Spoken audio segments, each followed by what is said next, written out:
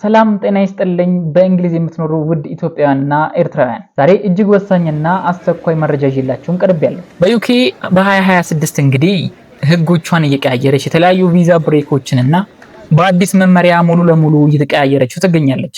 የተለያዩ ህጎችም ከሳምንት ሳምንት ሳይጠብቁ በቀናት ልዩነቶች የተለያዩ ህጎች ተሽረው በተለያዩ ህጎች ደግሞ እየተተኩ ይገኛሉ። በተለይ ባለፉት ጥቂት ሳምንታት የወጡት መመሪያዎች ለብዙ ሰዎች የመኖሪያ ፈቃድ እድሳታችሁን እንደገና ደግሞ የጥገኝነት ጥያቄያችሁን እንደገና በተጨማሪ የቤተሰብ ጥሪ ጉዳይ ላይ ትንሽ ጭንቀት ውስጥ ሊከቱ የሚችሉ ኢሹዎች እየተነሱ ይገኛሉ። ከ5 ዓመት ወደ 30 ወራት ዝቅ የተደረገው የጥገኝነት ፈቃድ ለማን ነው የሚሰራው? እንደገና ደግሞ የቢአርፒ ካርድስ እስከመቼ ነው የሚያገለግለው የሚለውን ነገርም ዩኬ እንግዲህ እንደሚታወቀው ከሳምንት ሳምንት የተለያዩ ሩሎች አፕዴት እያደረገች የተለያዩ ኢሹዎችን እየጨመረች ትገኛለች። እነዚህን ጉዳዮችና በጣም አዳዲስ ተብለው እየተወራላቸው ስላሉት ህጎችም አንድ ላይ የምናወራ ይሆናል።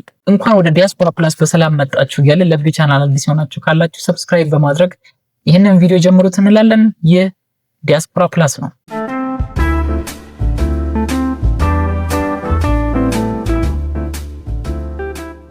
እንደሚታወቀው የእንግሊዝ ፖለቲካ እንግዲህ አሁን ላይ ስደተኞች ላይ አንዳንዴ ላላ ይላል፣ አንዳንዴ የጠበቀ ይሆናል፣ አንዳንድ ጊዜም ደግሞ አልፎም ተርፎም እስከ መረሳትም ይደርሳል። በቅርቡ የወጣው እንግዲህ የ2026 መመሪያ ደግሞ ከዚህ ቀደም አይተነው በማናውቀው ሁኔታ እንግዲህ አንዳንዴ ቅድም እንደነገርኳችሁ ጠንከር ይላል።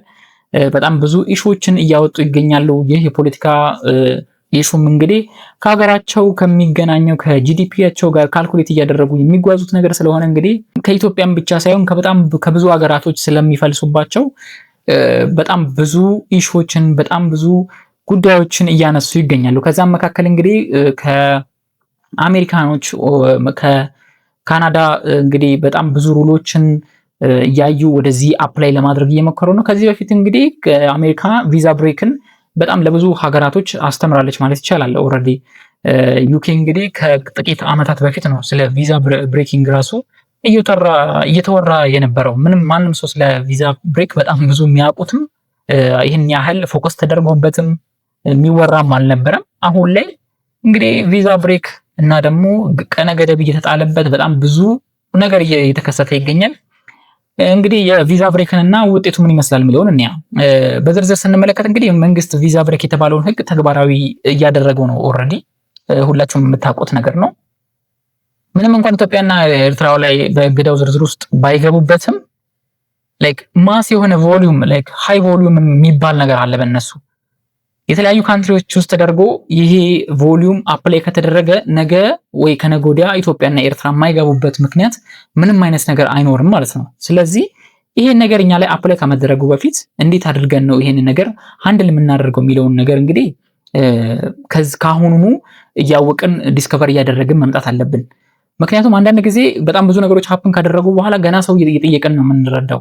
ስለዚህ የዚህ ነገር ላይ እናንተ ያላችሁን ፊድባክ ወይም ደግሞ ያላችሁን የራሳችሁን ሪሰርች ማድረግ አለባችሁ ማለት ነው። እንደነዚህ አይነት እንደ ዲያስፖራ ፕላስ ደግሞ የተከፈቱት እንደዚህ አይነት መረጃዎችን ለእናንተ ለማድረስ ስለሆነ ሰብስክራይብ እያደረጋችሁ መከታተላችሁንም እንዳትረሱ እንላለን።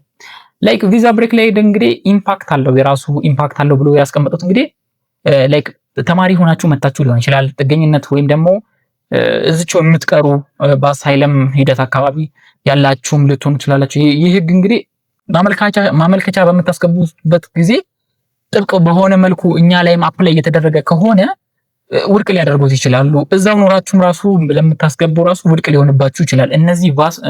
እነዚህ ማስ ተደርጎ በማስ ቮሊዩም እነዚህ አፕላይ ለተደረጉት ሀገራቶች ላይ ይሄ ሩል ከወጣ እኛ ላይ መውጣቱ ስለማይቀር ካሁኑኑ አጀስት ብታደርጉት በጣም ጥሩ ነው። የቪዛ ጉዳያችሁን ኤኒ ኢረር ካለ ሁሉ ነገር እንትን ማለት አለባችሁ። እንደ ድሮ ቪዛ ስዊቺንግ ምናምን ነገር የለም። ስለዚህ መንግስት ደግሞ ያንን ነገር ለማስቆም በጣም ቆርጦ ተነስቷል። የዩኬ ሙሉ እንግዲህ እንደዚህ አይነት ነገር ነው እየተከሰተ ያለው። በጣም የሚያሳዝኑ ጉዳዮች ናቸው። ድሮ ቪዛ ስዊቺንግ እንግዲህ ሁላችሁም እንደምታውቁት ነው። ስዊች ማያደርግ አልነበረም።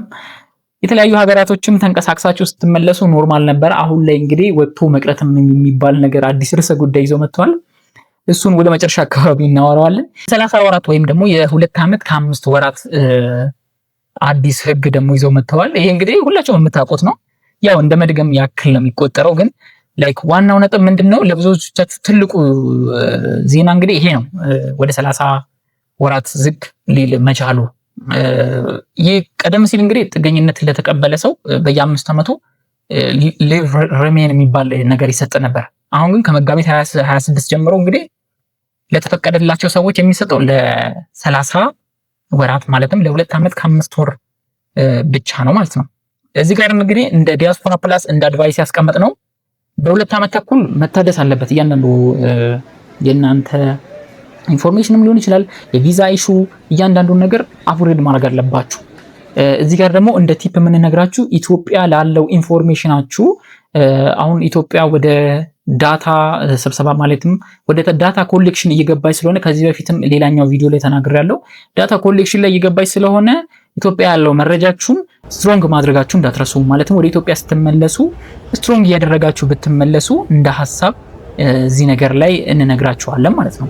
ላይክ እንደ አድቫይስ ድጋሚ በምንመለስበት ሰዓት እንግዲህ በ2 ዓመት እንደነገርናችሁ መታደስ አለበት። እድሳቱ ላይ ደግሞ እነሱ ያመጡት ትልቁ ጥያቄ እዚህ ጋር ነው የሚነሳው። ሀገራችሁ ላይክ እናንተ በአሳይለም እና በተለያዩ ኢሹዎች የምትወጡ ሰዎች ካላችሁ ሀገራችሁ ሰላም ነው አይደለም የሚለውን ነገር እንግዲህ ይጠይቃሉ። ታዲያ እዚህ ጋር እንግዲህ እናንተ መበላት የሌለባችሁ ነገር ቢኖር እንደ ዲያስፖራ ፕላስም እኛ የምንመክራችሁ ሀገራችን ሰላም ናት ብላችሁ ካወራችሁ እንግዲህ ኦልሬዲ መመለሳችሁ ነው። ምንም አይነት ኢሹ ከሌለ ወደ ሀገራችሁ ተመለሳችሁ መስራት ትችላላችሁ ብቁ ናችሁ ብለው ስለሚያስቡ ይህን ነገር ካንስል ለማድረግ ማለትም ይሄ ለእድሳት በምትሄዱበት ሰዓት ላይ ሊይዟችሁ ስለሚችሉ ማድረግ ያለባችሁ ነገር ምንድነው? እንደ ዲያስፖራ ፕላስ ሪከመንድ የምናደርጋችሁ የእናንተ የፖለቲካል ሊሆን ይችላል ኤኒ ኬዝ ኤኒ አይዲያል እንትናችሁ ሙሉ ለሙሉ ከዛ በኮሚኒቲ ጋር እንደሚቃረን ምናምን ነገር አድርጋችሁ ማውራት አለባችሁ ማለት ነው። እዚህ ጋር እንደ ቲፕ ነው እየነገርናችሁ ያለ ነው። ይሄን ነገር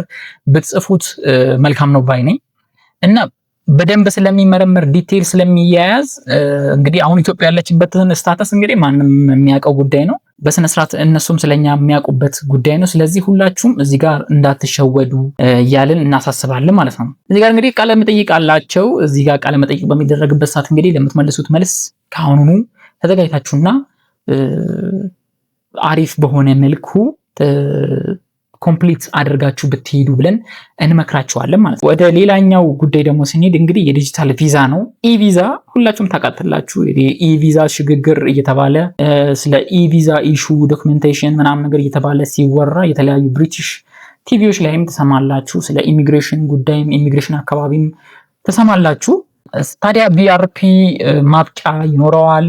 ያላችሁ የቢአርፒ ካርድ እያለቀ መሆኑን ሁላችሁም ልብ ማለት አለባችሁ። ካርዳችሁን ቼክ ማድረግ አለባችሁ። አሁን ደግሞ ሁሉም ነገር ዲጂታል እየሆነ ስለሆነ እዚህ ጋር በተጠነቀቁ ይሻላል። እንግዲህ እንደ አድቫይስ ድጋሚ እዚህ ጋር መሰጣችሁ አካውንት ካልከፈታችሁና ቪዛችሁን ከፓስፖርታችሁ ጋር ካላያያዛችሁ ቅድም ያልካችሁ ነገር ነው። እንግዲህ ከሀገር ወጣችሁ ስትመለሱ የመቅረትም ጉዳይ አለ ብዬ ነገርኳችሁ ቅድም። ከዛ እዚህ ጋር ያላያያዛችሁት ወይም ደግሞ ሊንክ ያላደረጋችሁት ነገር ስትመለሱ ሊንክ አንሊንክ ስለሆነ እንግዲህ እናንተነታችሁን የሚገልጽ ዩኬ ላይ ያላችሁን ስታተስ ያላችሁን አክቲቪቲ የሚገልጽ ነገር ስለማይኖር በጣም ስለሚቸግር እነዚህን ነገሮች እንግዲህ ለማያያዝ ሞክሩ።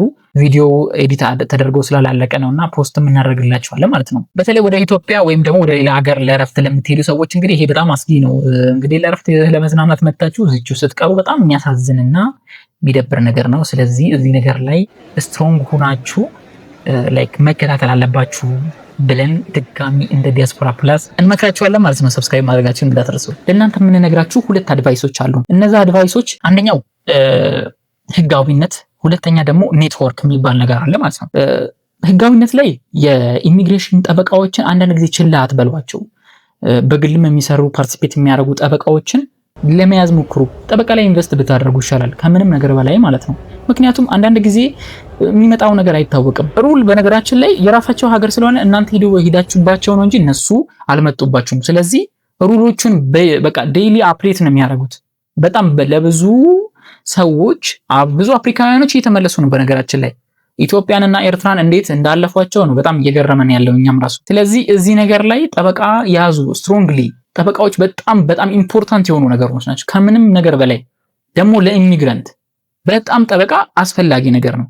የላችሁም ማለት አይደለም፣ ሊኖራችሁም ይችላል። አይ ነው ግን ጠበቆች በጣም ማተር ያደርጋሉ በጣም ምክንያቱም ሩሎች አፕዴት በሚደረጉበት ጊዜ ራሱ በቃ ቆሞ በስነ ስርዓት ተከራክረውላችሁ ያንን ነገር ከሆነ ነገር ያተርፏቸዋል። አትናቁ ጠበቃ እና በጣም ናይስ ነው።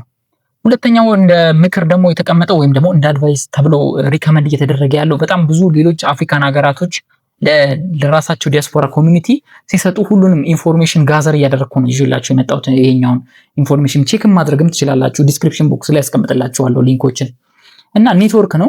ይሄንን ኔትወርክ ያሉት እንግዲህ አካባቢው እንግዲህ የኢትዮጵያና የኤርትራን ኮሚኒቲ ሴንተሮች ይኖራሉ። ብዙ ጊዜ የሃይማኖት ተቋማቶች ይኖራሉ።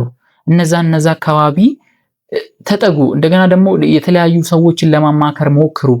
በጣም ብዙ ጉዳዮች ዴይሊ አፕዴትስ ዴይሊ ሁሉ ነገር ምን አዲስ እንደገና ደግሞ ከሰዎች ጋር ለመገናኝ ክሎዝድ ሆናችሁ ስራችሁ ላይ ዴዲኬትድ ሆናችሁ አይ ነው ዩኬ በጣም ያስቸግራል። ካልተሰራ ምንም ንቅንቅ እንደሌለ የታወቀ ነገር ነው። ግን የተለያዩ ኮሚኒቲዎች ላይ መሳተፍ ኢቨንቶች ላይ በጣም ብዙ ሰዎችን ትተዋወቃላችሁ። እዛ ላይ ኔትወርካችሁን ትፈጥራላችሁ። ኤርትራውያኖች ደግሞ አንዳንዶቹ በጣም ጎበዞች ናቸው።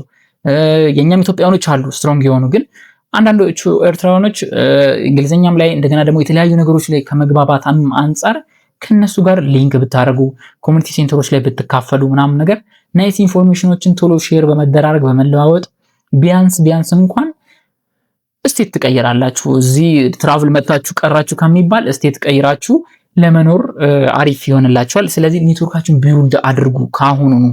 ምክንያቱም አሁን የሚመጡት ህጎች በጣም እየባሱና እየጠነከሩ ነው። እንግዲህ አሁን ኔክስት 2 years በጣም የሚደብር ይሆናል እየተብሎ እየተነገረ ነው ያለው። አት ኮንክሉዥን ጥያቄ ካላችሁ ኮሜንት ላይ ጻፉልን። እያንዳንዱን ነገር ይዘንላችሁ የምንቀርብ ይሆናል። ሩሎቹ እነዚህ ብቻ አይደሉም፣ በጣም ብዙ ሊስት አለ። ሙሉ ፒዲኤፍ ነው ያወረድኩትና ከቻልኩኝ ዲስክሪፕሽን ቦክስ ላይ አታች አደርግላችሁና እስከ መጨረሻው ድረስ ማንበብም ወይ ደግሞ ትራንስሌት አድርጋችሁም ማየትም ትችላላችሁ። ስለዚህ እንደዚህ ቪዛ እደሳ ላይ የገጠማችሁ ነገር ካለ ወይም ደግሞ ሀፕን ያደረገ ኒው ነገር ካለ እዚህ ኮሜንት ሴክሽን ስር አስቀምጡ። እሱን አይቶ ደግሞ ሚማርም ስላለ እዚህ ኮሜንት ሴክሽን ስር ፍሪ ነው። ሁላችሁም በመጻፍ እንግዲህ ሁሉንም ሰዎች ኢንፎርሜሽን እንድትሰጧቸው እንጠይቃለን ማለት ነው።